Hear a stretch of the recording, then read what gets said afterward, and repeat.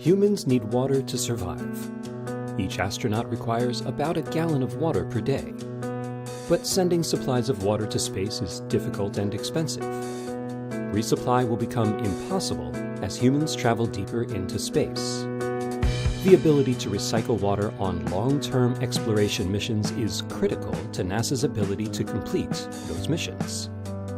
Thanks to the brine processor, part of the International Space Station's water recovery system, NASA has the ability to recycle 98% of the water collected from the U.S. segment on the orbital outpost, meeting the threshold necessary for water recovery on long-duration space exploration missions. Like something out of science fiction, water from astronauts' breath and sweat is collected by special air conditioners that dehumidify the space station's cabin air. The system also collects the crew's urine and runs it through a urine processor, which produces brine.